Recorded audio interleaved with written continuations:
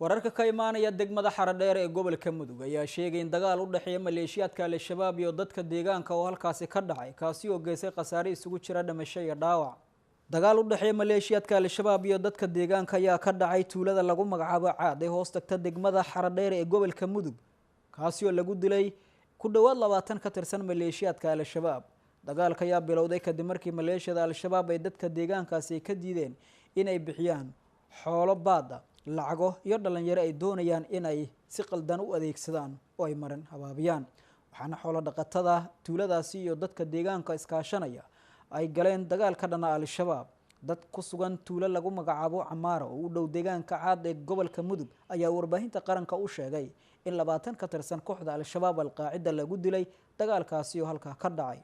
sidoo kale waxaa jira khasaare soo gaaray dadka xoolo dhaqatada oo gulufka ka dhanka Al-Shabaab halkaasi ka bilaabay. dadka deegaanka ayaa maamulka Galmudug waxay ka codsadeen in lagu gacansiyo dagaalka Al-Shabaab ay kula jiraan.